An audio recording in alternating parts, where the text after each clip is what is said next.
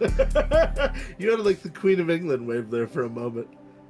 That's because things didn't do what they were supposed to do, and I didn't know why. So when my brain works, my motions apparently slow down. You go down to Queen of England. I went from excited to what the hell is going on? Which apparently is Queen of England. I don't know. I get it. Welcome everyone to this very chaotic opening of Night City Sofa, our Cyberpunk RED talk show here on Edgerunners HQ. I am Jess here with my wonderful friend Games. Hey buddy. Hey buddy, we're adamant professionals. Adamant. Yeah. Yeah. This is why your couch is so comfy. It's true. Yeah. That, and I don't just sit down like a normal person, I was just flop down on it. And you can really tell that the springs are given out. Yeah, that's the best way to, I don't know. According to my one cat, flomping is the only way to go. It is. Yeah. I 100% support and agree. Yeah. Do you agree with flomping? Let us know in the comments below. During tonight's episode, Night City Sofa, we are going to be discussing the final 3 missions in the official Cyberpunk RED mission book, Tales of the Red Street Stories. The missions are Staying Vigilant, Bathed in Red, and One Red Night. You can get your copies over at Talsorianstore.com. Please remember to use code EHQ to receive an additional 10% off your order. As a final note, this episode will be spoiler heavy, so if you haven't played the missions, you're not running the missions, either as a GM or via single player mode, and you don't want to hear spoilers, then this likely isn't for you. However, if you don't care about spoilers, are planning on running it, or just want to read the stories because they're awesome, then please join us and share your thoughts.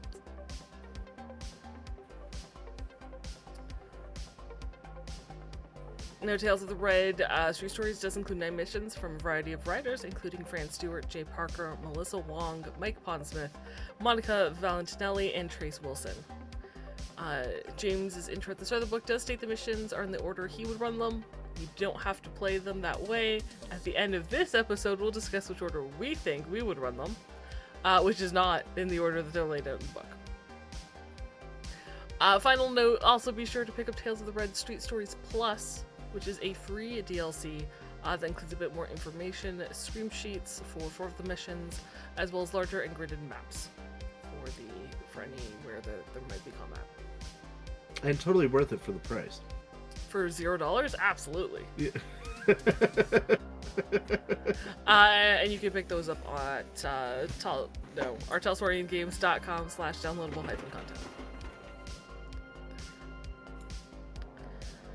And with that, I think we will start things off. Yes? Yeah, I was trying to remember which command I was supposed to type. The simple one. Yeah, I'm ready. Okay, you got this. We are going to start off with Staying Vigilant. During this mission, the crew is hired to flush out a cyber psycho that has flatlined 3 edge-running crews in as many days and figure out what, their story. What is the reason they have done this. It's a straightforward mission. Even branching options are exactly the same, it's just different players. And then you get a nice moral choice kind of at the end of the mission, which I really like. So, I'm going to start off with the job. The crew is hired by none other than famed media Trace Santiago. This is Nomad Santiago's son. Your crew has likely heard of Trace, but if not, if for some reason all of their backstories were like, we came from somewhere that wasn't Night City, they should know his father. Nomad Santiago was Rogue's partner from her solo days and was there with Rogue and Johnny Silverhand during the Sokka riot. So his name, he's one of the legends. Kind of well known. Yeah. Even if your crew doesn't know Trace, they probably know his dad, unless they've been living under a complete rock in a cave in the middle of the Arctic. Trace meets the crew at the afterlife to offer them the job. There are crews, like the other crews and crews driving on the street isn't really newsworthy, but what's piqued Trace's interest is that no one else ends up dead or injured. the bodies aren't looted, their hideouts aren't ransacked, and so that means there's more to this than just like a smash and grab. Like, this isn't Edrunners being taken out by, scavengers or something. Someone is hunting. There's something going on here. Now, Trace's crew is at another job, and he's currently benched due to injuries. He's got a severe amount of injuries that he will show the crew. So instead, he's hiring them for 1,000 ebb apiece, or per person, to track down the cyber psycho and get the info needed to share his story, to figure out the story. Once the job is accepted, Trace gives the crew a handful of deets. A couple of things that he's noticed is that all the crews have a common link. They've all taken jobs from a mid-level fixer named Lowball. Lowball does work for various corporate clients, including REO Meatwagon, Raven Microcybernetics, and Continental Brands. Trace has tried to contact Lowball to get some information, but he's not picking up Trace's calls. Not all that helpful. Yeah. Yeah. He's just refusing to answer the phone. The other thing that Trace has figured out is he has a lead on one of Lowball's currently active crews, one that's run by a solo named Hard Hat. The crew has gone underground in a warehouse not far from the afterlife, so Trace asked the crew to start there. And while he can't join himself because of his many injuries, he does send a drone with them, so the drone will capture footage, and it also lets Trace stay in contact with the crew, and actually has like a holographic display. Much like an agent display would show his face, it can show Trace's. So he can kind of go with the crew without actually being physically present. So to get to the warehouse, the crew has two options. They can, the warehouse skirts the hot zone at the edge of the old city center, so they can either go through a tent city or go around through a bunch of alleys. Tent city should be safer, but there are various factions that sweep the place looking for trouble. The other route moves through alleyways, but since it's further from populated areas, they risk running into scavengers or other marauders. So that's the choice presented to the crew. It's like, do you want the slightly safe, but you'll possibly run into trouble in a populated area, or try your luck on the outskirts and hope for the best? Either way, guess what?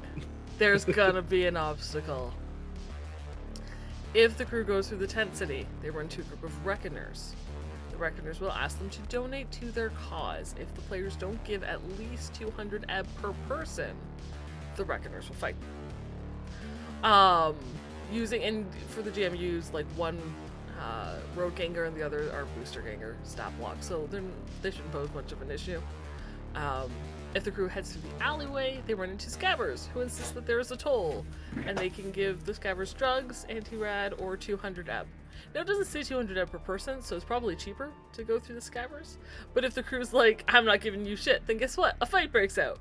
So, using just booster ganger stat blocks. Either way, it's like, give up some money or fight. It's just, but I do like the fact that the players change, or the opposition changes depending on which way you go. And that's very, I think, important for GMs to keep in mind, is that even though the obstacle is going to be the same, depending on which way they go, make sure you tailor the NPCs to fit that section.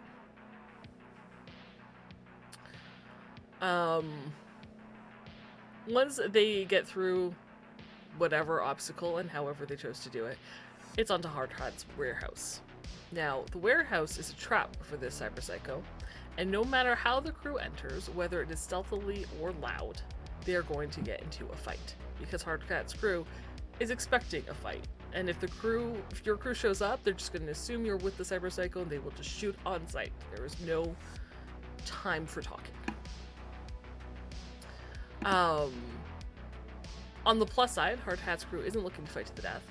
So once, 2 or more members fall to half health, they will try to retreat. So unless your players are murder hobos, you do not have to fight to the death. You can just let them be on their way. Hard Hat is a rank 2 solo. There is also a rank 2 fixer, a rank 1 tech, and then Sledge, he doesn't have a rank.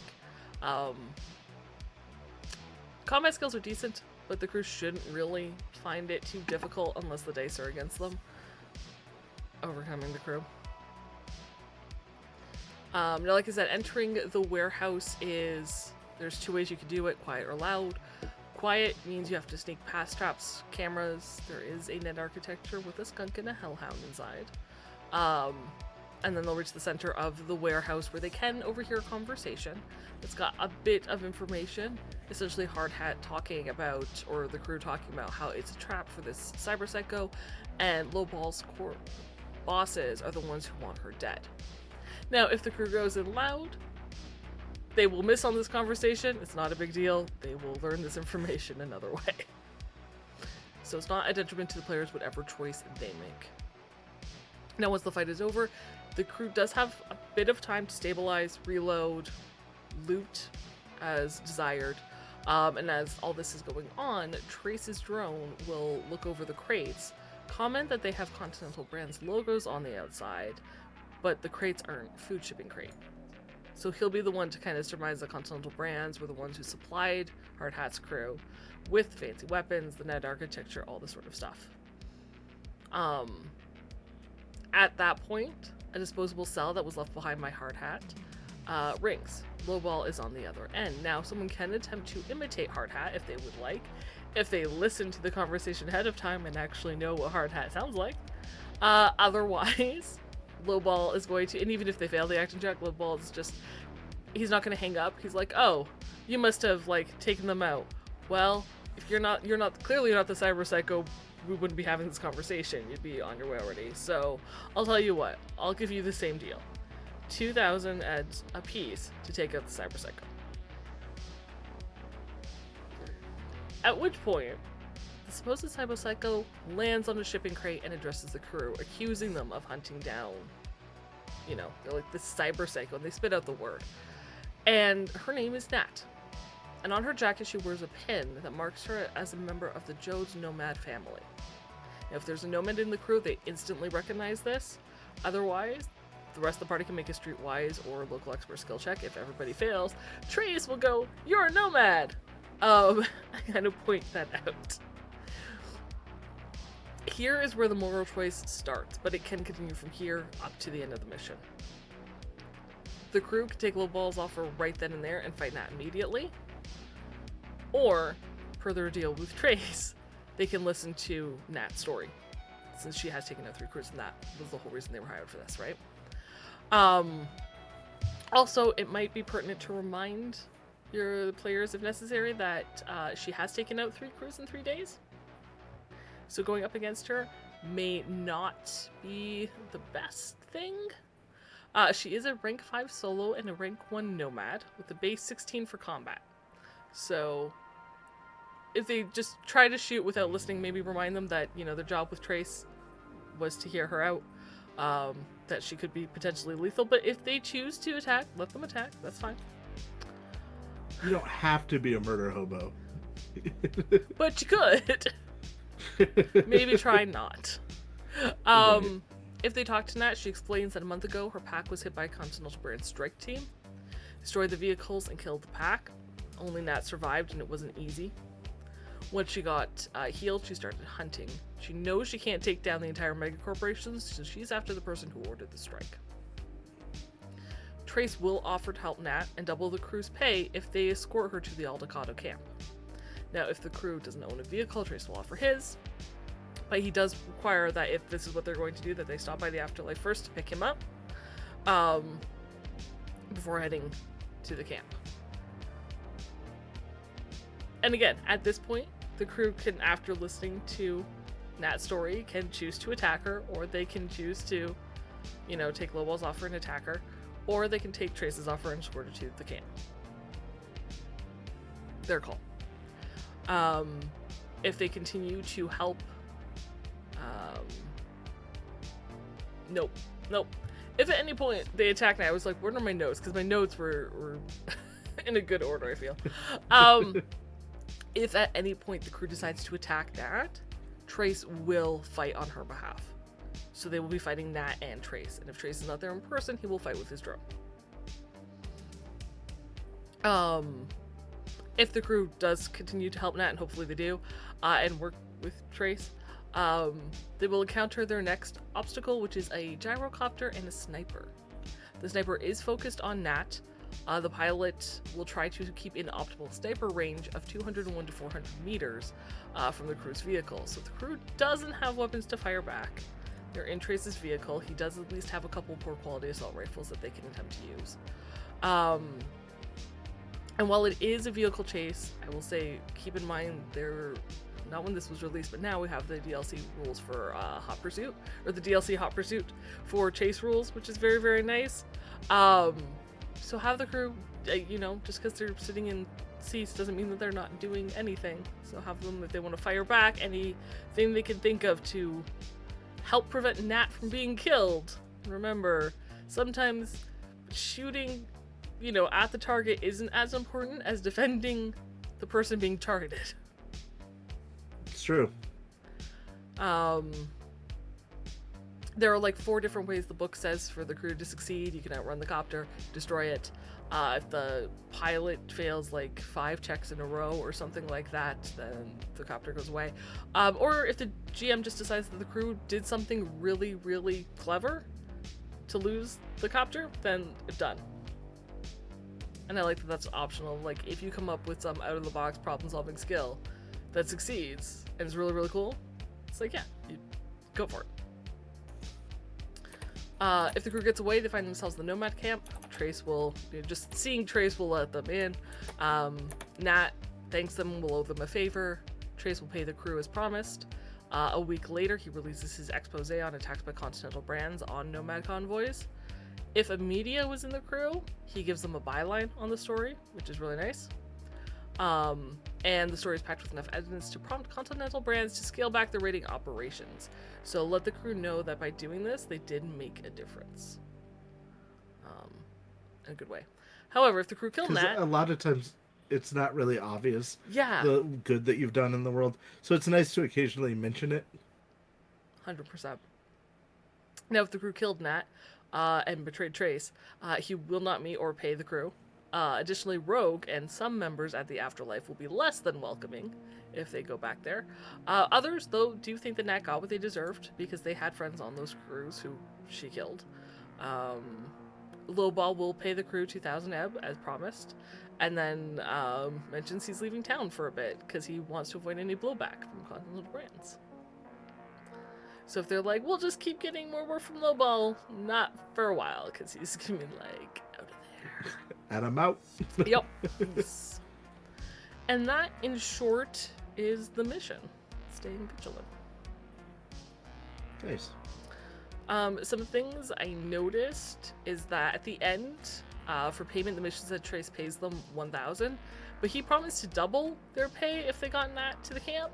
So it should be 2,000, which puts it on par with what Lowball was offering. Yeah. Nope. Yep. Players knows that.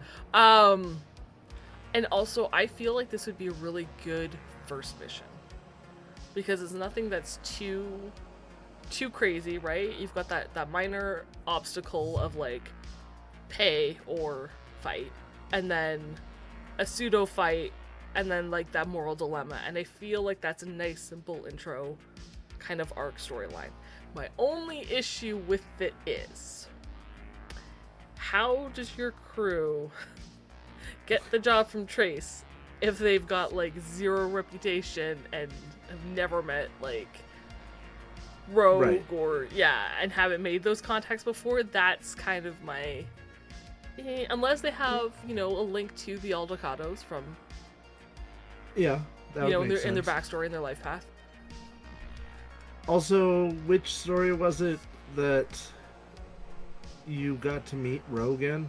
Yours, Agents of Desire.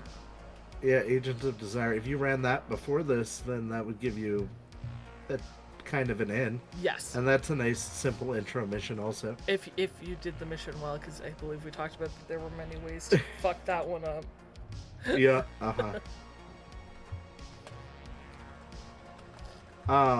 but once we get into the deciding which order we would play these in, I think this one goes towards the beginning.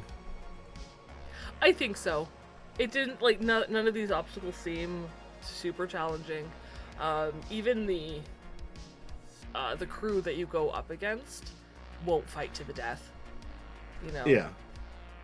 So nothing looked, even with the traps in the warehouse, nothing was overly difficult. So I feel like it'd be a solid starter-ish mission if you could just... Because it doesn't have to be from famed media. It does. That's the selling point. But yeah, otherwise, I know, really liked the mission. Yeah. It was good, it was It's a good straightforward. mission. Yeah. On the other hand, I'm going to be discussing Bathed in Red. I'll have lots of opinions, I'll say at the end. But I will say, before I get any further into this, Bathed in Red starts with a dirty DM trick. And it's mean and awful, and you should not do it to your players. Because it's mean. I thought you said you were saving your thoughts for the end. I am saving my judgment to the end.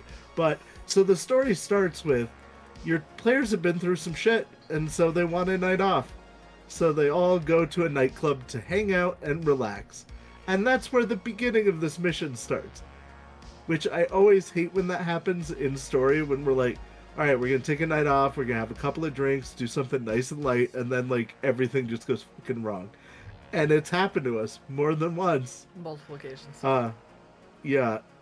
So, in this story, your characters go to a club called Delirium, in which everybody wears these DV helmets that the club otherwise is effectively just a late 20th century building with like rusted columns, and it's fairly boring.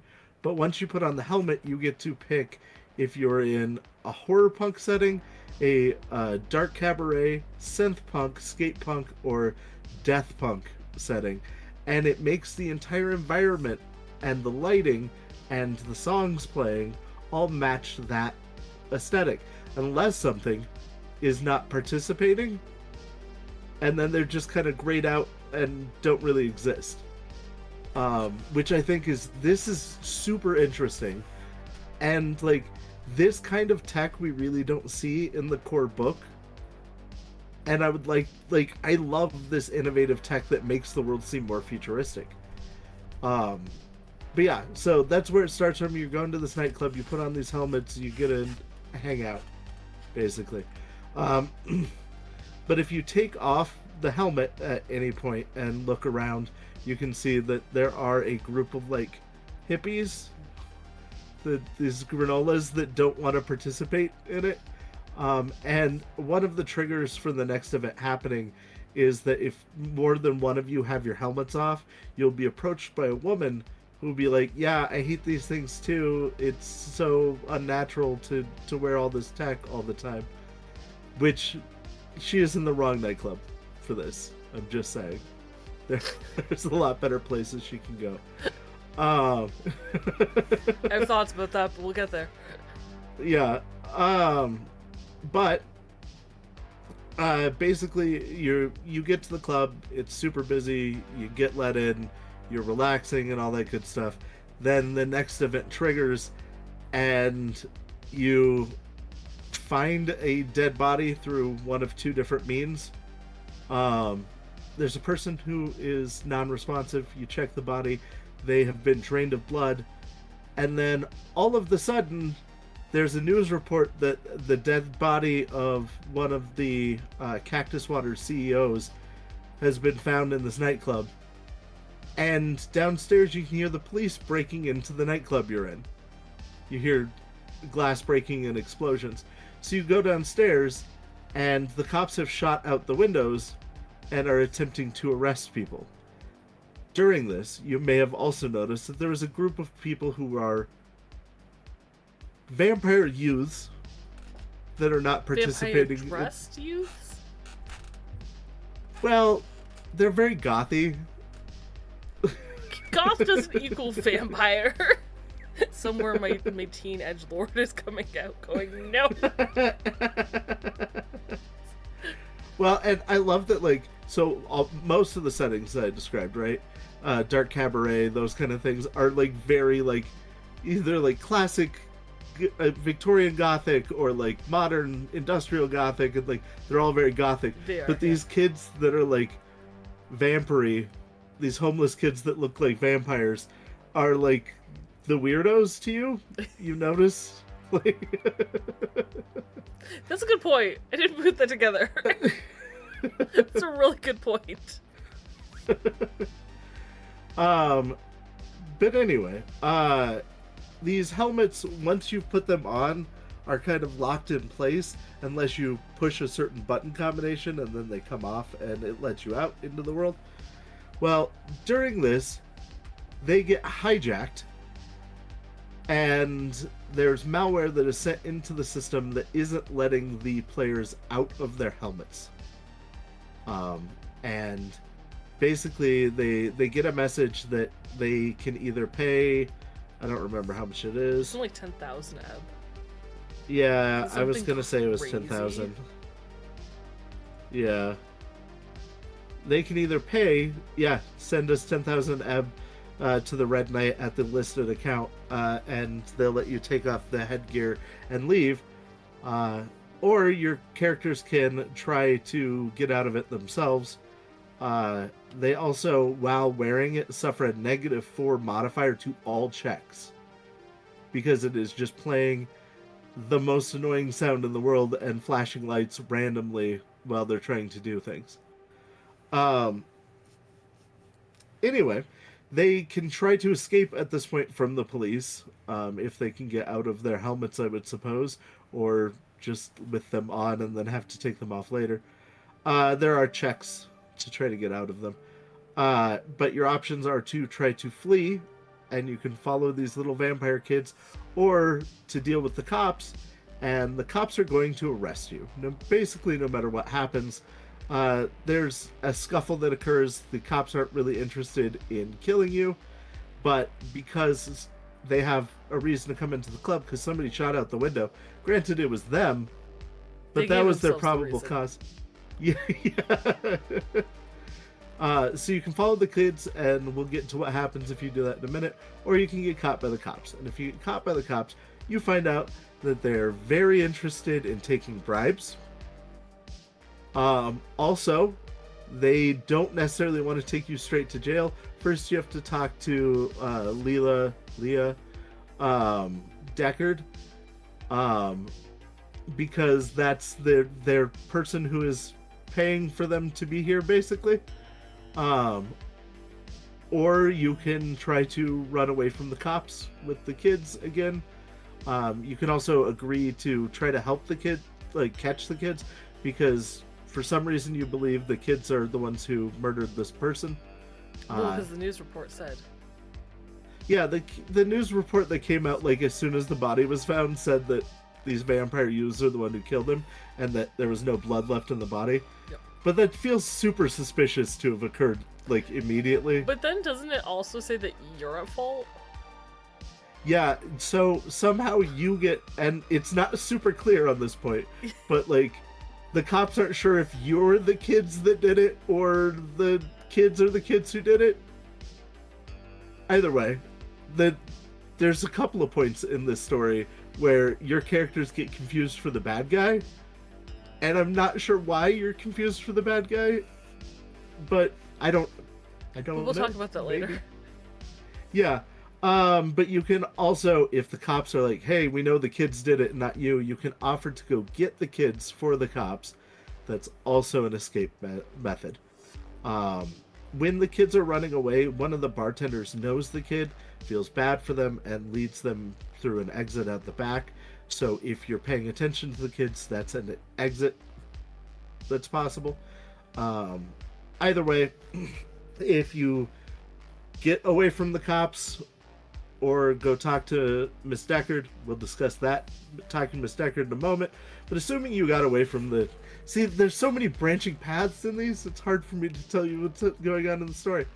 Assuming that you got away from the cops, either through escaping or tricking them or bribing them, you see the kids going off into the sewers.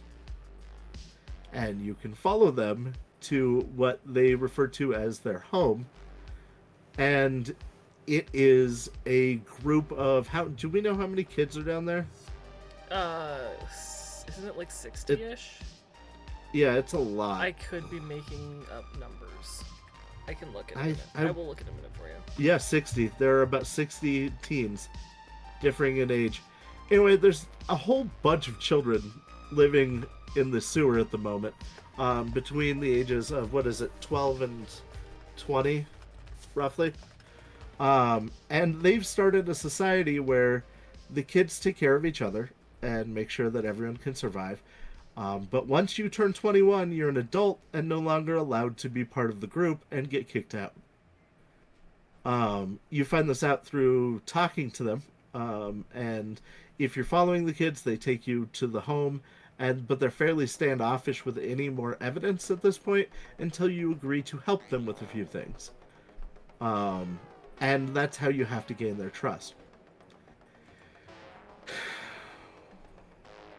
There's a handful of named kids that you can deal with, and depending on who you help with what is what information you get from them. If you talk to Flax tells you about how they are concerned that, who is it? They think that Impaler, who's one of the other children, isn't going to survive to see 22 years old. And that they never want to turn 21. They want to stay down here forever. They also mention, if you buddy up with them, that they were the one who placed the body upstairs, but they weren't the one who killed them. If you help Asher is just sorting through weapons and unloading them and cleaning them and stuff like that. The only information you're going to find out from them is that they're 14, and they just started dating people, and they dream of turning 21 and getting out of here. If you talk to Dave is doing first aid on people.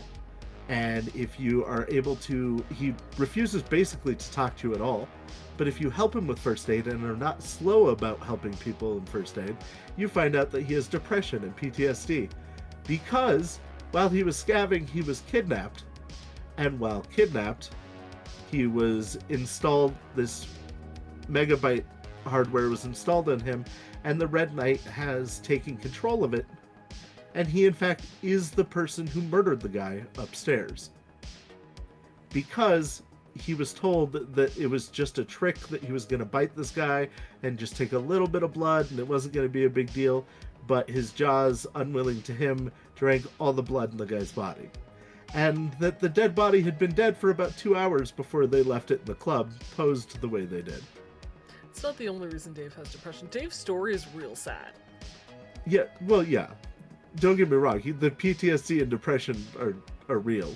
And they come from something other than this. But yeah, this is kind of a big thing, a big reveal. Well, Well, and so basically the ransomware that Dave has been like, most people it's like 10,000 EB and you can have your body back. Dave's had not been able to pay it, so over time it's gone up, and now he owes 50,000 EB to gain control of his body again. Dude, and I wouldn't have the money to pay that off. Ever. No, God no. But also the Red Knight's preying on children, because if they went to a Ripper doc, it's not going to cost 50,000 EB to have the megabytes and the contacts removed. But they don't know that. They're dumb kids. You can also work with 2The, who is a different one of the children, who wants to go spy on the cops. And if you watch the cops, you can find out that they are being paid by Mrs. Deckard.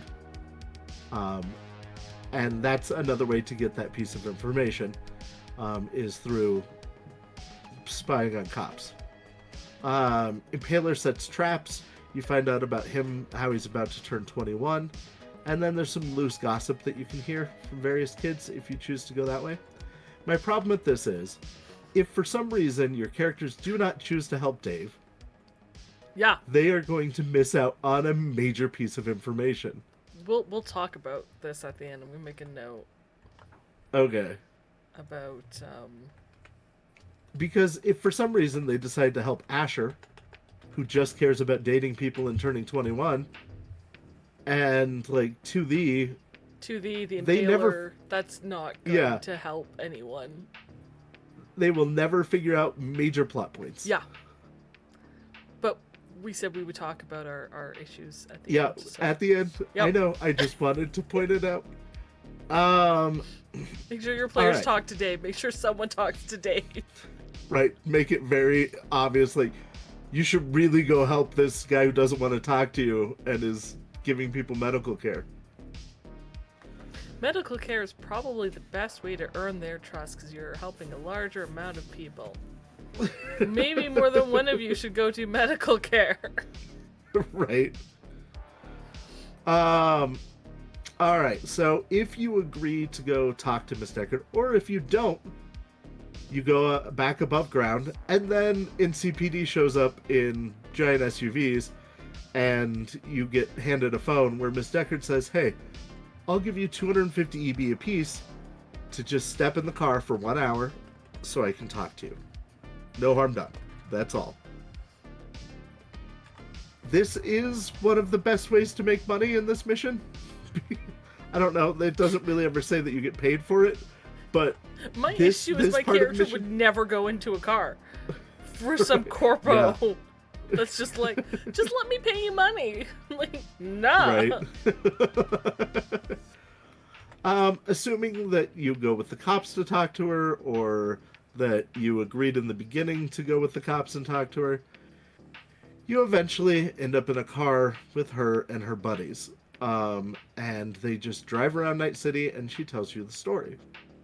Basically, she is the heiress of Cactus Water. She is very wealthy. Her husband has gone missing. Her daughter, who was the spokesperson for Cactus Water, was murdered by her boyfriend, who was driven crazy by the Red Knight and then killed his fiance. And now the body that was found at the club is her son, who also apparently was killed by the Red Knight. So she would like you to find out who the Red Knight is, and she's willing to give you $1,000 apiece to take care of this problem, basically. It is probable that your players at this point agree to do this. I would imagine. But from her giving you the mission and all that, it says, now they can, reload their weapons and take care of themselves and do the things they need to, and do any investigating they want. But close to midnight, the crew receives a phone call from Lila Deckard, who asks to meet her outside a warehouse near the docks in Little Europe. So the team decides to go to this warehouse. They find a car there that has a parking pass for Cactus Water. You go inside, and right before you go inside, you get a call from TotR, or a text message from TotR saying, "Hey, one of the kids is missing. Dave hasn't been found in a long time." And there's a note here that by default, the kid that's missing and that is at this point in the story is Dave. But if the characters decided to help them and remove the ransomware from him, then it can be one of the other kids. But if they helped all the kids remove their ransomware, then it's Dave anyway. He just got recaptured. Yep. Basically, there's no guards, there's nothing going on. When they go in the warehouse, they find that Lila Deckard is there with a vial of neurotoxin, and that Dave is there ready to kill her, and his skin is boiling, because that's one of the things that the Red Knight can control is the blood temperature of Dave. So you're given the option of saving Dave by letting Lila die, and then helping him remove the implants and all that kind of stuff, or resetting them, because that's another option. And if you reduce his health to 0 at any point, this does cause instant death in him. Or you can save Lila by taking away the neurotoxin from her, and she gets to survive. Or you can save them both by you guys splitting up and taking care of it, because this is a split-second decision. So the only way to save both is for you guys to split up and take care of the situation quickly. Or you can choose to save, well, not choose to, you can end up saving neither of them. The thing is, there is... right. Lila has a recorder in her hand, a camera in her hand, and she is filming what is going on. Basically, you know, the Red Knight is forcing them to kill each other. So you have those options to deal with. If you decide that you are going to save Dave, you get his stuff taken care of and all that. He loses consciousness immediately, I want to say. I can't see it in my notes here. Yep. But I want to say the moment that you get it done, he loses consciousness immediately. And then you find out that the Red Knight was in control of Lila the whole time. And yeah, that's pretty much it. Well, almost immediately with Dave. Yeah. The advantage of saving him is that you receive a 10% discount at the night markets that the lost children have occasionally. If you save Lila, basically you protect her. She releases PR explaining the actions in the warehouse. Hold on. She pays the crew 500 EB apiece for helping her, and that's pretty much it. But a familiar, basically they get a message on their agents, which is the Red Knight's helmet with the quote, "Deep vengeance is daughter of deep silence." So you know that, you're not done dealing with the Red Knight yet. The option of saving both of them is that Dave starts to lose consciousness. Lila, you save her, but there's a bomb in the building that's going to explode, and you have to try to get them out. Athletics DV 13 to get out of there, or take 86 damage. If you let them both die, then basically it's found out that there was no memory card in the camera that she had, but a memory card shows up showing that you caused both of them to die, and now you are wanted to be imprisoned. And that's the end of this story. The first of the two stories. Yep. However that worked out. Yeah. I feel like everyone's thrown in prison is a real bad ending for everybody. I think the rest can work with you continuing the story, but that one doesn't really work out so well. And then if you are going to do the second part of this, basically you set up for the Red Knight coming back, and yeah, there's a net architecture that's in here for Delirium. It's fairly competent in comparison to every other net architecture we've seen.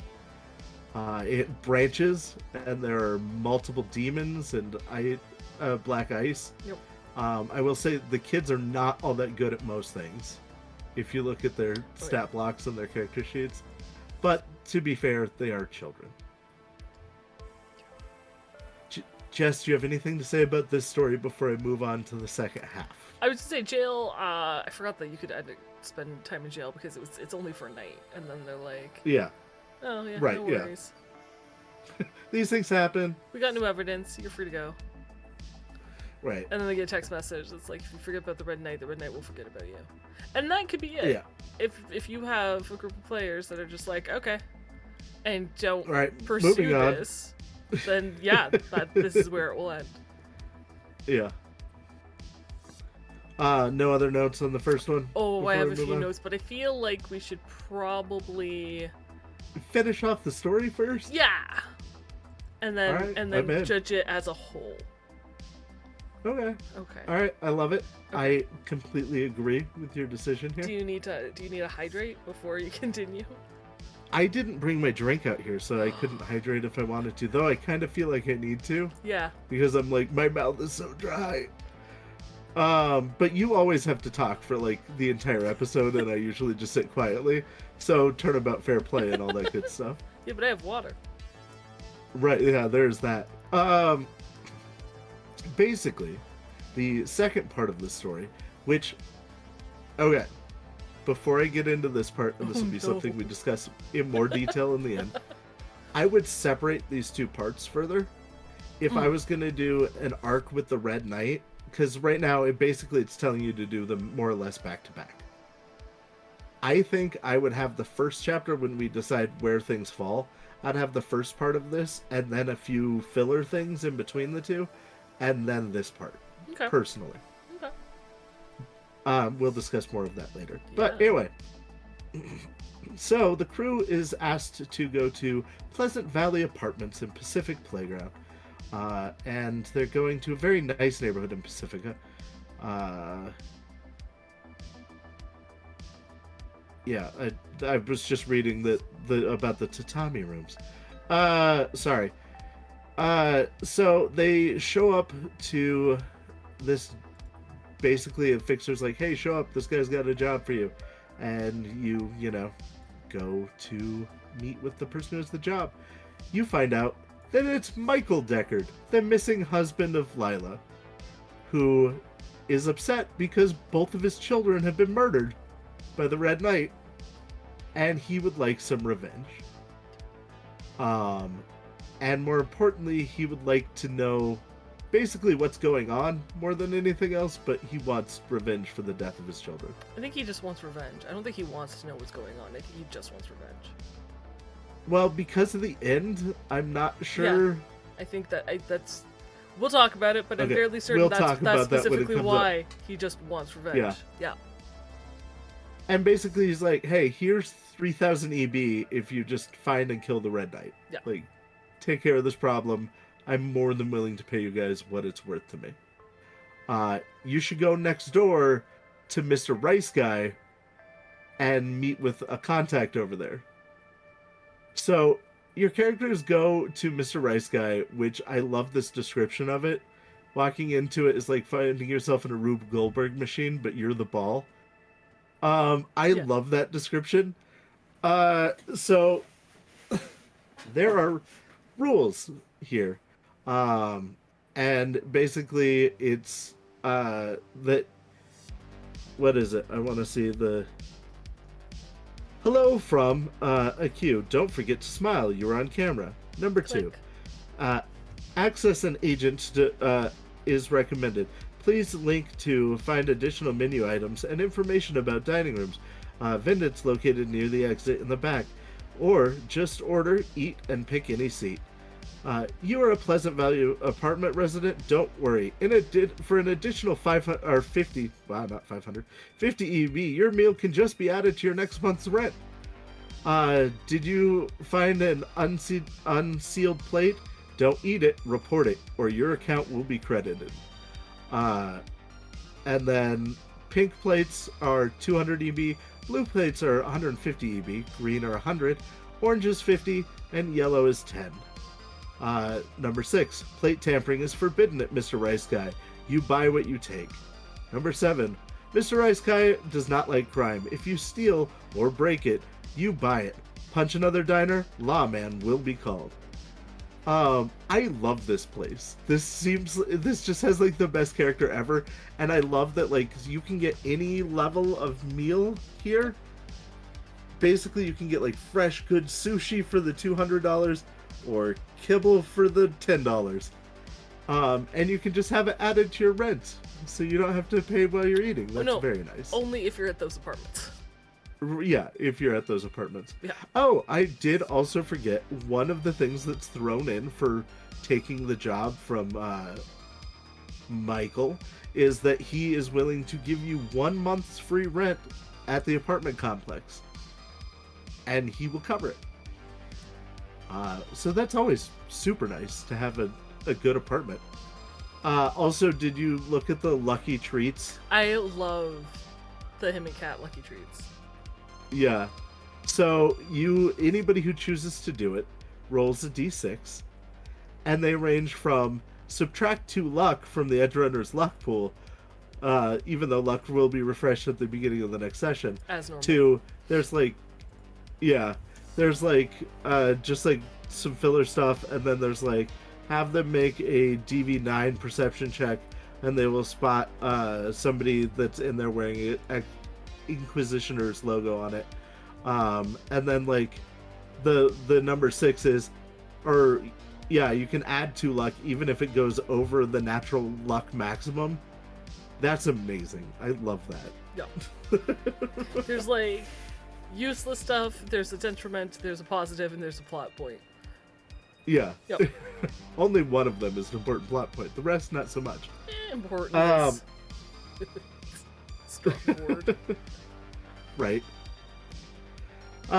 So yeah, your characters are hanging out there, and then you are accused of being the Red Knight. A local band, Protocon, the lead singer basically grabs one of your people and like, you're the Red Knight, and wants to fight you. And this can end one of several ways. Basically, you can try to talk your way out of it. You can fight your way out of it, and after a few minutes of battle, they will go, oh, wait, are you not the Red Knight? And then you can have a logical conversation. Or you can do like a stare down with them. Face like down? There's a face down. No, it says stare down in the book, but it is a face down. Okay. Yeah. But it says stare down if a crew Staring wins a contest. face down. Yeah. So anyway, through this, you find out that it's basically a confusion, and that they thought that they were here to catch the Red Knight because they're contacts of Michael's, and he told them to meet somebody here about the Red Knight thing, and so they automatically assumed that you were the Red Knight and wanted to kill you. And no matter how it goes, basically you find out through Regan, the lead singer of the band, that Layla, the daughter of Lila, Yep. okay, the daughter of Michael and Layla, was in a open polyamorous relationship, and she had a boyfriend named Dylan Murphy, who was an activist, and that he was with Layla and loved her, and that Dylan started doing drugs, and he broke up with Lila because she wouldn't break up with Dylan, and then Dylan went crazy and murdered her and himself. And this is all in their mind because of the Red Knight, which it is. I mean, it's not just in their mind, but yeah. And you have this conversation, all this good stuff, and then they're like, hey, by the way, we are having a concert at Night City Plaza in the Glen, and basically it's going to be a trap to lure the Red Knight out, so you guys should come with us. It'll be awesome. And if you don't agree to go for the basic reason of going, they're also willing to pay you 500 EB to go. And you have 2 options of getting there. You can drive your own cars, which makes more sense to me, or for some reason you can try to pile into one car together, which is like, I don't know why that has happened, but it is possible. Because it's a supercar, and those are Yeah. really expensive, and when is the chance that you're going to get to ride in a supercar? You're not wrong. Yeah. And if you do that, you can have, a nice conversation with them, kind of. But anyway, basically, once you get to the plaza, you find out that they didn't hire a crew to help them set up for the concert because they didn't want to put anybody at risk. Regan's wrote a song specifically designed to anger. He has been being harassed by the Red Knight, and he has wrote a song to anger the Red Knight to draw him out, and that's their whole plan, and they didn't want to put anybody else at risk, so they'd like you to help them throw a concert. And depending, I love this chart that's in here. Oh, the chart's depending great, on yeah. how the concert's going is what goes on with the concert. If you get to a -2 mood in the crowd, basically they riot and throw stuff and it turns into a giant fight, and you have to succeed at a DV13 endurance or evasion check or take 4d6 trample damage from the riot going on. A 2 just makes it harder to get through, or if they're at a -1, it's harder to get through the audience, but all in all, everything's fine. It's slightly easier to get through the crowd if it's a 0. If it's a 1, that means things are going well. And if it's a 2, that means it's like a charismatic impact rank 2 check. But during the setup for this, you can help Regan, the lead singer, by moving giant cement columns to make a barricade around the stage. That it says you need a body 10 to be able to move easily, or you can come up with your own way of moving them. But if you do this, it'll create a 20-meter or a 20-meter buffer zone, and basically the crowd will not be able to rush the stage if things go poorly. You can also help Shayna with setting up the power, and you just need a DV13 Alexec or check to do that. And if you can do that, it gives you an automatic +1 to the mood of things, which is awesome. If you fail, it does give you a -1, which is not great. You can also help Kenneth set up the pyrotechnics, which his special effects that he's planning on doing is like using glow paint and things. That's his special effects because he doesn't really have a good plan there. But basically, this can add or subtract. It is because it's like, yeah, he doesn't have, people to help him set it up. So you can do what you can. But anyway, this can help set the mood for the group.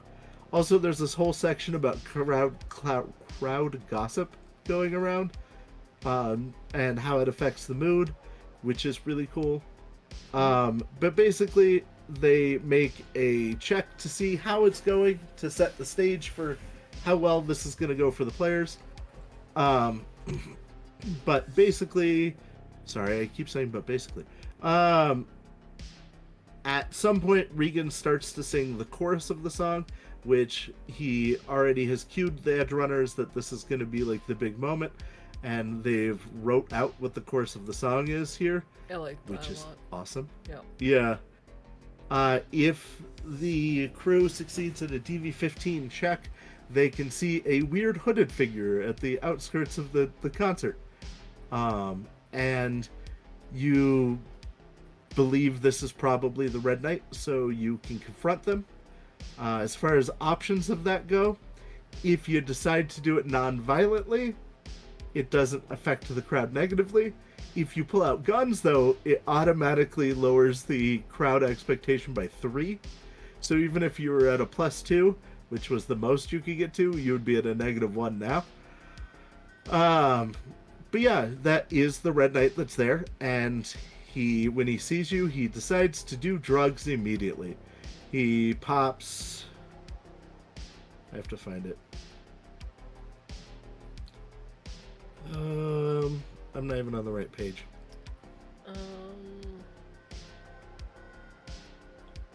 He does like synth coke and black lace. Those are the two that he injects. I knew it was black like lace. I was immediately. pretty certain it was black lace was one. Right. Forgot synth. Also, if things start going poorly, the crowd decides that they're going to jump in and be part of this fight, which makes it much harder and easier for him to escape. If you can take him down to 5 or less hit points, he immediately ODs and falls on the ground, and we'll discuss what happens there in a minute. Or if he manages to escape, he drops a silver card on the ground. If your characters look for it, it's a perception 13 check to find it.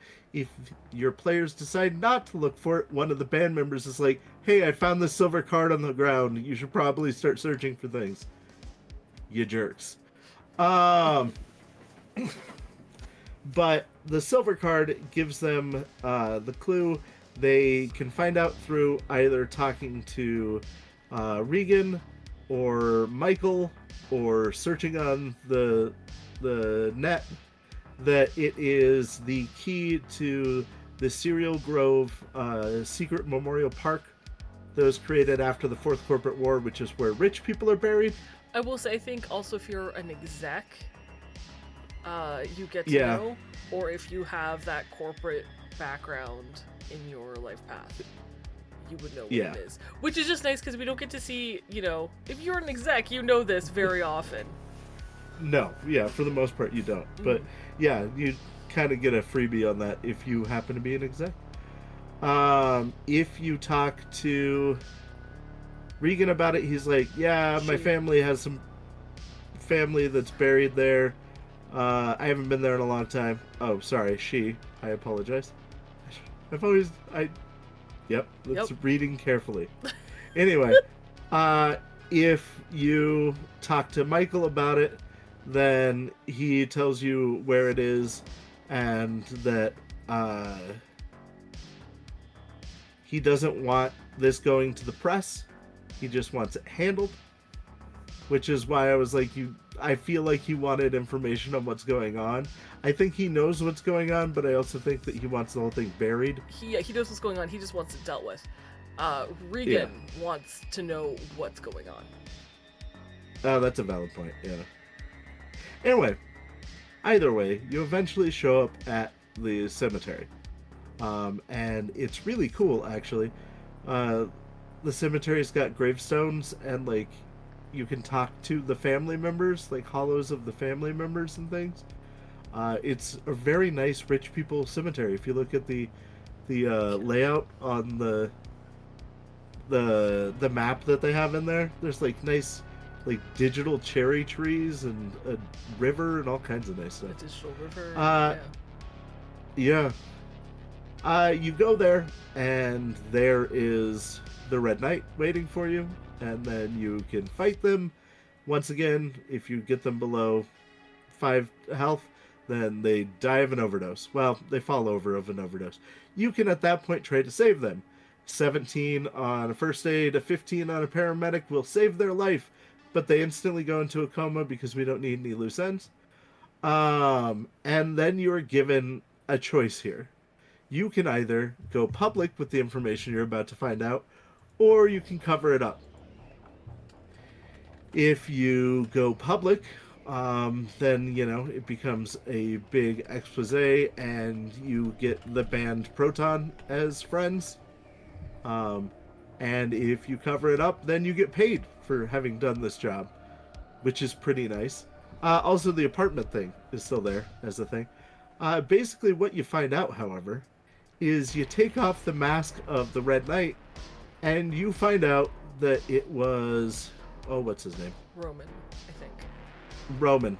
Yeah, Roman Deckard, Layla's brother, son of Michael and Lila, who you thought was dead at the beginning. Basically, you find out through audio files that you find of him, which they've written out so many of them, and you can read him going increasingly mad in them, that his dad hired him to get rid of this new boyfriend that's an activist and a troublemaker, and if he did that, he would get a new car from daddy. And so his plan was to make up this fake character of the Red Knight and harass the guy until he broke up with her, or at one point he's like, well, it looks like he'll just leave Night City if I get him to, freak out enough. And he starts, we find out that he starts doing drugs. At one point, Roman starts doing, I think he's been like, doing black drugs lace for a while, yeah. Yeah, he gets heavily into drugs. And it's because of him harassing this guy that he freaks out and kills Layla and himself. And then he decides that it's not his fault that happened, that everything's okay. Basically, he is a fucking madman. And you have the option of either exposing what all has happened here, which would make the Deckard family very upset. Or you can just let it be and cover it up. And that's more or less the end of the story on that one. You either get paid and get an apartment for a month, or you don't. As far as net architectures and stuff like that, because I've been talking about these a lot, all of these are very basic. Though, your enemies are much worse. I forgot to mention one small thing that makes this a bigger deal, though. If you get to the cemetery portion of things, luckily your silver keycard makes it to where the security would normally recognize you're not a threat and everything would be fine. But because the Red Knight has access to these things, you are now going to get attacked by electric floors, turrets, all kinds of stuff, which is a giant pain in the ass to get around, and he's fine with those things softening you up before you get to him. So if you didn't kill him at the concert, it becomes infinitely harder to kill him at the cemetery, and I forgot and glazed over that small fact. But yeah, that's basically the entire tale of the Red Knight.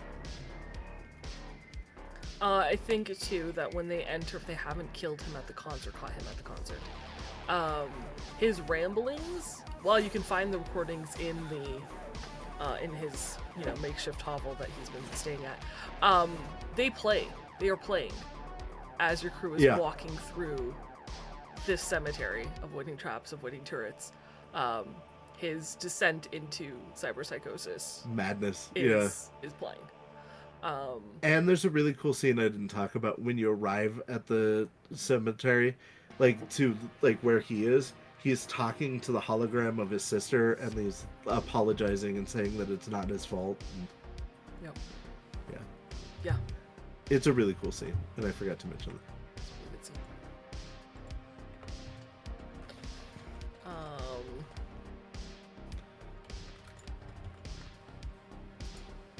So now that I've talked for the last 6 hours. Yeah. So we have thoughts on this one. These ones? Yeah, these two. These two? Yeah. Since you've been talking for a bit, I will give you a break. Thank you. There's a lot. You're welcome.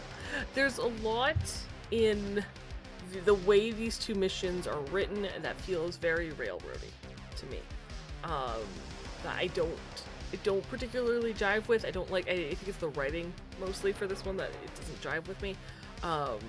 So feel free to tweak as needed. For example, my character, who is very tech averse, partially because she's bad at it, but partially just that's not her thing, would never be in a tech-based club like that unless she was dragged there by her tech friends who were like, no, we're all doing this, let's go there. There's absolutely no reason for her to be in that club. She'd probably put the headset on and be like, oh yeah, okay, off. She's also very, her fashion sense is Asia pop. She likes happy things, like the gothic core thing. Not for her at all. Any of those options aren't, she just... Right, skate punk would be the closest. This is fun. Yeet. Drink. Tequila. Now. Also, there's no real clear motive to help the kids. You're in the club, there's a dead body, and then it's like, street rats have killed this person. So, if you're not inherently going to, there's no bounty offer, there's no nothing, it's just, unless your characters are like, kids, we should capture them, and then, but then it's like you're supposed to help them? There's no real clear, definitive moment where that shift takes place. There's a couple of times in this story that I'm like, I don't understand the motivation here. I also skipped over that Michael's new girlfriend that he's with is the hippie that you met at the nightclub. Yeah. The night before, that other night. And that when you're in Mr. Rice Guy, you get attacked by a group of non-tech people. They're Inquisitors, which is why you looked at the thing from the Lucky Cat thing. Yeah, That's another thing that's thrown in there, but doesn't seem to matter. But there's moments in the story that, I don't know why you'd make the choices that you'd need to. Yeah. I suppose with the Inquisitors who are anti-tech, and this being, the apartment building that Michael's staying at being all, natural and blah blah blah blah blah. The big thing too that I don't think you mentioned, but I might have been looking something up when you did, is the secret that Michael is trying to hide isn't so much that this is his son, is that cactus water isn't filtered, it's just tap water. Yeah, I forgot to mention that at the very, very beginning, because that's like the first thing that it talks about when you talk to Lila, is that like, yeah, it came out that not only is this not actual cactus water, this is tap water, and it made a whole bunch of people really fucking sick. And I think that's what Dylan, the boyfriend, was going to uncover. Protesting against. Yeah. Yeah. Which is why the dad was like, you need to go deal with this, son. Like, family company, blah, blah, blah, blah. And the mom eventually is like, my kids are dead. I don't care. Screw Petrocam. I'm out. But Michael's position with the company is still very important to him. So he doesn't want this getting out. He wants it to stay buried. Yeah. And the Red Knight's like, no, fuck you. So, but again, back to the kids. There's no reason to help them. There's no reason to do any of this. Really, it doesn't make a lot of sense to me. So I personally would alter the beginning as hard as I could. Maybe they get the job from a fixer. Endear them to you. Who is, well, I would say, it's through Lila, that even says, apparently Roman's been noticed in the area, or has been in the past couple of hours. Can you go to this club and see if you can find him? And even right. then, if you're not there initially to save the kids, them being postered as the people who did it, gives your crew a reason to chase them down. Right. And then that also makes them, if you're, going to be antagonistic, or you get down into their hovel and you realize it's like a much worse, 10 times worse version of the teenagers from Teenage Mutant Ninja Turtles in the Foot Clan. Right? They had arcade machines. They were well fed. These kids can barely, they're starving, they're sick, everything else. If they don't have that empathy initially, it gives, if they're like, well, we're going to kill you for doing this, it gives the kids kind of a reason to open up and say it wasn't our fault. Yeah. This goes into us ranking them in order that we would do them, but I'd maybe introduce one of the lost children, the lost kids, in a previous story, so that you already had some knowledge of them, and when you see them in the club and all this is going on, you have more of a reason to like attach to them. Even if it's not, I would say, even if it's not that lost kid, having a lost kid, because that lost kid can be the person who contacts you that's like, hey, a few of the lost kids, especially Impaler, who's kind of like their leader, right? Because he's the oldest, is acting really funny. They're all hanging out at this club tonight. Can you just go and see if you can figure out what's going on? That's a nicer way of getting it in. So I like that. I like your way better of like introducing a lost kid. Yeah. A little ahead of time. I think you could do it during the buttered popcorn mission. Oh yeah. The movie set mission, that would be good. Yeah, have one of the kids on the set that's like helping with things be one of the lost kids. Yeah, maybe. Yeah. And definitely, I mean, with Dave being one of the people at the end that you have to try and save, you really need to endear Dave to the crew.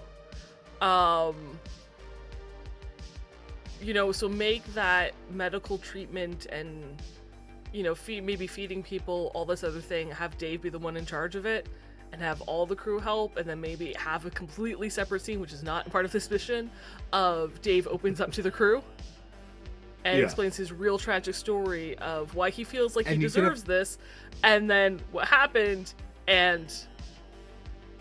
Well, and you can make a really powerful scene out of this. Yeah. So, yeah, find a way to make sure that they interact with kids. Find a way to make sure that they talk to Dave. Again, I would not sit into a car with a corporal client because my character is paranoid as fuck and you can't trust corpse. But if they were the one who got the job that said, go find my son, that's different. Then there's that kind of fixer buff of like, no, I vetted them and at least, they're not going to kill you if they've hired you. And you haven't, done the job yet, chances are they're not going to kill you. That would help. I was gonna say, you know what? Even if they met Impaler on the set as one of the street kids, because he is 21. So it could have been working as a grip or something. Well, no, he could have just been one of the extras for like the night city flavor to get to get paid to get food for the kids. Yeah. He could have just been one of the extras. You could have a scene where he's like stealing from craft services, and you have to like, hey man, and he's like, no, but I need this, and like, really like set it up. Yeah. Yeah, that would be really good. That'd be really good. Also, Impaler is aging out in a couple of months, and this isn't talked about. This is another issue I have, like, for, down the line. But if your crew decides to, like, offer him, because he's into fighting, that's what his thing is, right? He wants to, like, kind of be a mercenary, wants to protect. If your crew's like, well, why don't you join us on a couple of missions, or we can get you set up some work, or we can, put you in touch with someone. Yeah. I would give them some humanity gain for that. Oh, for sure. Well, and like, none of them have roles because they're children, except for Impaler has solo 1. Yeah. And so he's already on his path. Like, you could mentor him. Yeah. And maybe even help him fund, like, a place to start for kids who do age out and are looking for, a way to survive bridge after getting out. Yeah. So I would consider giving them humanity gain if they decide to, do nice things. Yeah. Also, there's a lot of things here that are tech-based, so if you do not have tech-based characters, might not be great for them. Keep that in mind. Maybe tailor some things for those who are not. Also, if you have a tech-heavy crew, this is great for them. There is a lot of opportunities for them to shine. There's more than one occasion in which having a high first aid and or a med tech and or somebody who's capable of doing the biotech stuff is almost vital. Like, to do it without a med tech would be much more of a pain in the ass. And when I say like they're tech based, I mean tech skill based, not tech role. Mm-hmm. So yeah, they have put points into, you said, first aid or paramedic, Alexec, all that sort of thing that will really help in these 2 missions. If you have a crew that is not tech stat inclined, maybe tweak some things. This is going to be a lot more difficult for them. Yeah. As for One Red Night, sorry, are you good if I move on?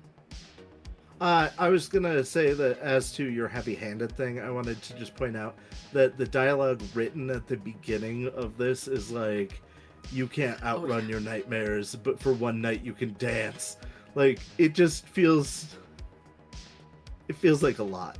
But yeah, no, that was all I had on that.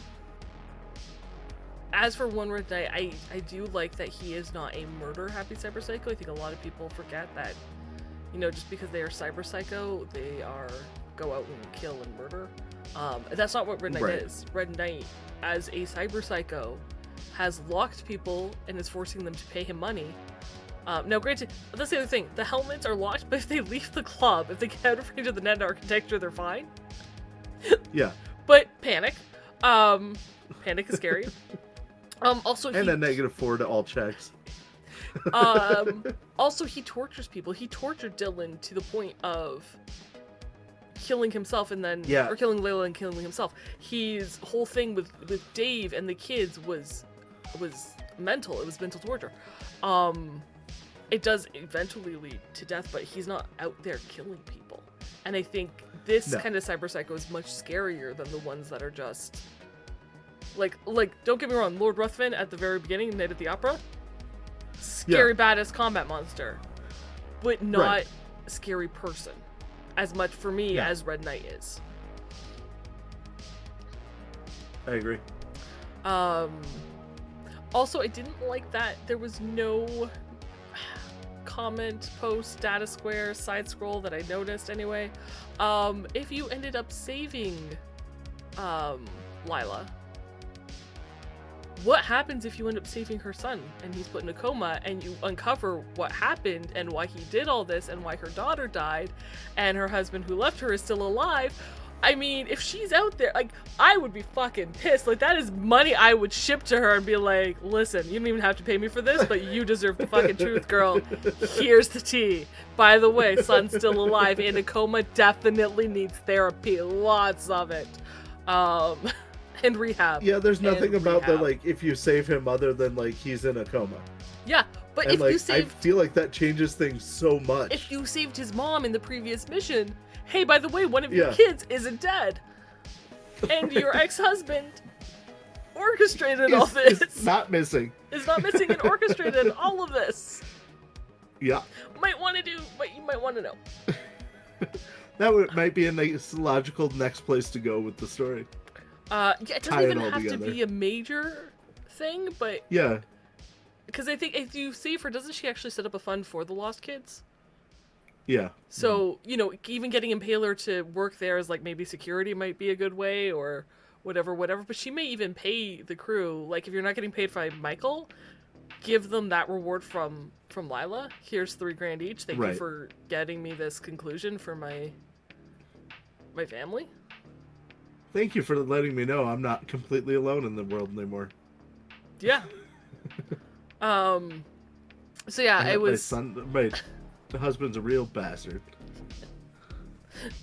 Do you guys take out assassination contracts? No.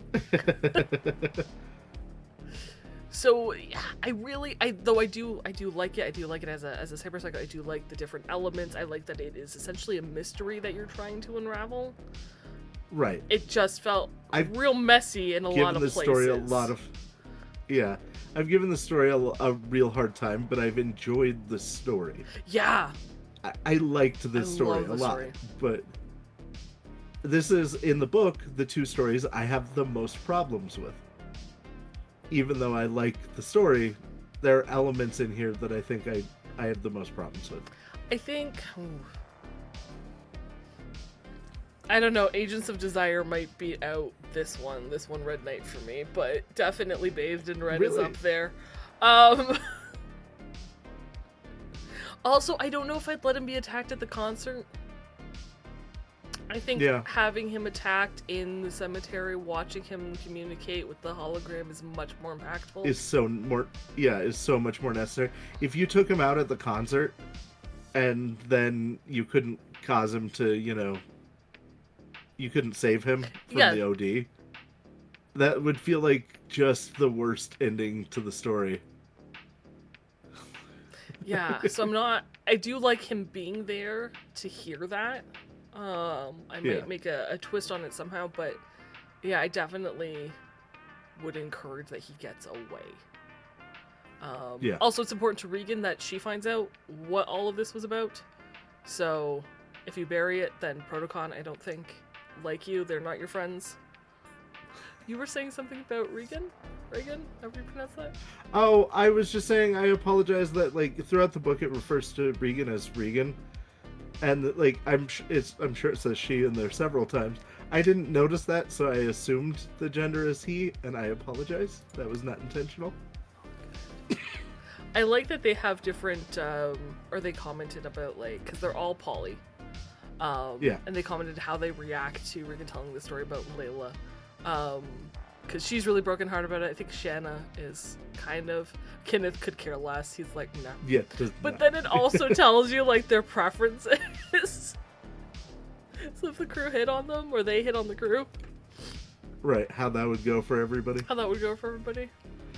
I will say, there were elements in this I really enjoyed. I really loved in the concert scene, because this isn't in the rules anywhere, but like how you can get the audience to approve or disapprove, affecting like the combat and all that. Like, fantastic, amazing. I love that. So yeah, really good elements. I just think some areas are a little messy and need to be cleaned up by you as a GM. Yeah. But overall, I really liked these two stories. Yeah. What order would you put them in? So I feel like Bucket Full of Popcorn and Agents of Desire are very light and intro-y. I would do those pretty early on. Staying vigilant also kind of falls in that category for me. Um, and then I think I would do uh, the uh, Bathed in Red, and then follow that up by Reaping the Reaper and Haven't Got a Stitch to Wear, and then Night at the Opera and One Red Night, or then Drummer and Whale and then One Red Night. But I would have the Red Knight stuff happening throughout, like keep getting mentions and moments throughout the other ones to keep it in the forefront of what's going on in the story. Mm-hmm. Because then you're building a longer arc for this, and you can easily stretch it across that arc, and it makes it, you know, more of a ongoing, bigger narrative than it already is.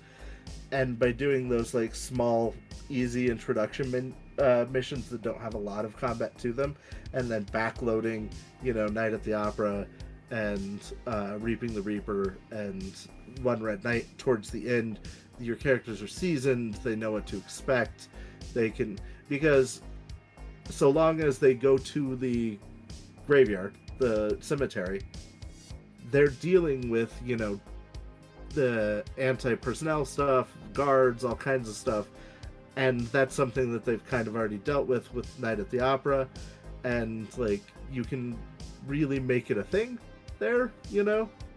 Sure. Whereas, assuming they didn't kill him at the concert, I feel like that makes more sense because then you're easing them into the story, but telling a longer narrative using what's already in the book. And it gives you the opportunity, like we said, to introduce the way that everybody's tying together.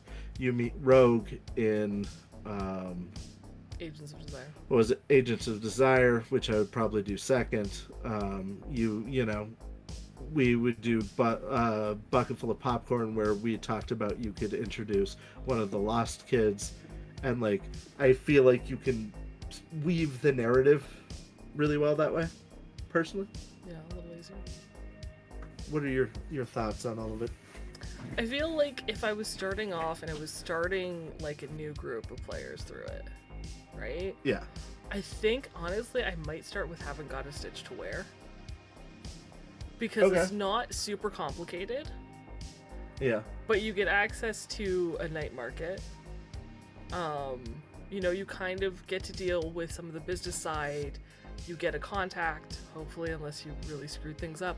And you get to see kind of the high-end level of things. Like, it feels like a decent, like, ground-level mission that's not super complicated but still good. At which point, then, possibly Agents of Desire, because maybe Rogue heard about you from, you know, Toro and Chang. I'm sure Rogue knows everybody, so why not? Which is, you know, a much more complicated but very action-less scenario than probably staying vigilant right after. Okay. Especially if you did the job well and Rogue is happy. Yeah. Staying vigilant. Then maybe... Oh gosh, that's a great question, because now we get into some of the other things. Definitely want Bucket Full of Popcorn flavored kibble. I think after staying vigilant, I would do the data pack Reaper missions. Oh yeah, yeah. And then break that up with a bucket full of kibble to introduce the Lost Kid, if that's the route I'm going instead of exec route. Yeah. Followed by Reaping the Reaper. Bathed in Red. Drummer and the Whale.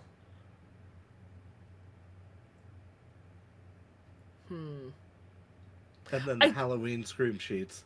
That's my issue is, like, I wouldn't want to do One Red Night, because that... He's scary, but it's not that bad. Like, I feel like that's a mid-level kind of punch, but I wouldn't want to do it right after Reaping the Reaper, either. Right. But I don't want to do that back-to-back with another Cyber Psycho that's murder-happy. I'll give you that. But the reason I put it at the end was for narrative. not for difficulty. Because as far as difficulty goes, I would say Night at the Opera is easily the hardest. Yeah, that's what I'm putting it at the end. After your crew has accumulated a good chunk of IP. And maybe a favor Right. of 3. I just think, right, narratively, doing One Red Night at the end kind of builds the arc, you know? I mean, it's only a 2-fold story. I know, but if you're building it into the longer story, like weaving it in. That's why, yeah, and and I put it fairly towards. I think I only missed like 2, Drummer and the Whale and A Night at the Opera. It's not like the very, very last one. And I feel with the other missions, you can definitely sprinkle in extra information, including, news articles about Layla's death and, the murder-suicide by Dylan Murphy. Just saying, that should probably be there. Yeah. The problem is that one's really heavy, and I would love to break that with something lighthearted, like Agents of Desire or Bucket Full of Popcorn-Flavored Kibble. Right. After One Red Night, except that both of those are good ways of connecting other things before it. So, I don't know. So we would throw another data pack or another story in there. Probably. From one of the other books. Maybe we go to a Halloween carnival. They just want a gothic one. Yeah, go get a goth corn from the Simple Adams. Go do that. Do some personal mission. Do some missions in Hope Reborn. I don't know. Yeah. I don't know. It depends on how you structure it. So. Learn Hope introduced and all of that. So. And if you introduce Forlorn Hope, that's your intro with Rogue and staying vigilant, so you don't necessarily need to do Agents of Desire right away. Right. Because that way you can push Agents of Desire between Bathed in Red and One Red Night. Or after One Red Night to kind of give them a not so heavy... But that's also a tech and a tech one. I don't know that I necessarily put those two together either. Fair enough. A net running cyber psycho who can control a bunch of things, and then a persona. Yeah, that seems too samey. I would want some distance. Man, I don't know. It's maybe they go play ELO for I didn't a think session. this through clearly. I didn't think about this before the mission. Before we decided to talk about it. If you guys have an order you would play them in, let us know. Yeah, for sure.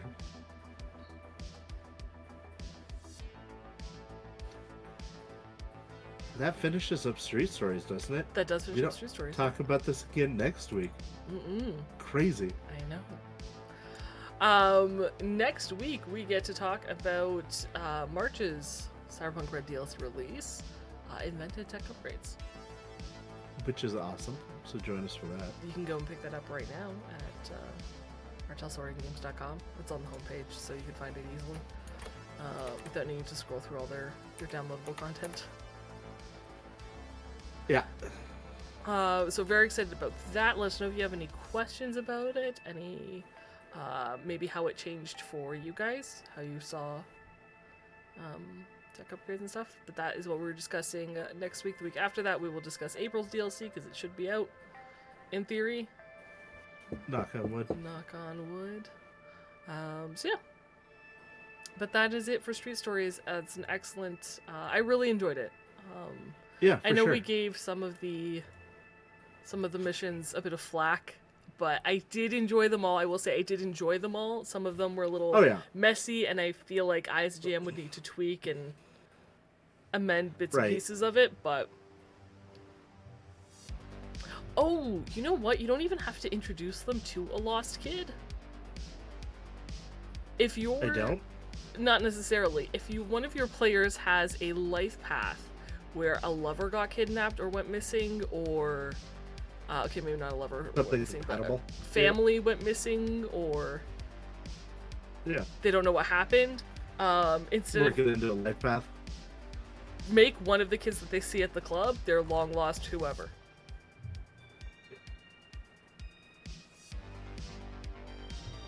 It would work. And that'll give them a Or if reason they were to a nomad and their pack was all gunned down. can be a missing member of their pack. Yeah. Just, a few years older, maybe. Right. That would work.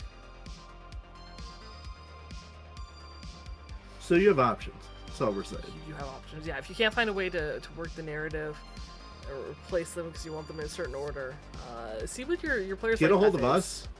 us. We'll give you some. Or that. That works too. That works too. Not where I was going, but that works.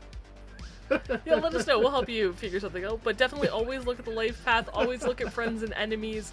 Make it personal where you can. Right, yeah. Especially, too, in Bathed in Red, because the edge runners at one point, a bounty is put on their head as criminals. Which I forgot to mention, that the reason that they think that you're the Red Knight when you're in the restaurant is also because it's kind of confusing the way the news reported it, and you may be the bad guy. Well, it's because it wasn't really the news that reported it now, was it? Right. No. But if there's a bounty, when the bounty is put on the players' heads, if they have an enemy that would take them out, throw that obstacle in the way. 100%. What better chance to mess with them? Yep. Maybe if you saved Dave and all the kids got their implants removed due to your meddling, because you're meddling kids, maybe the person that you have to save instead of Dave is somebody that the PCs know. Yeah. So then it's not a choice between Lila and Dave, it's a choice between Lila and a beloved NPC. Right. Maybe it's Tim. Or a semi-beloved NPC. The Joy Toy. If you really want them to try the divide and conquer. Tim would be great for that. Semi-beloved NPC.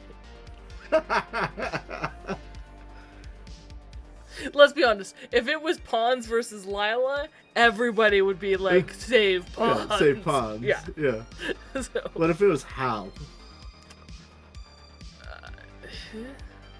50-50.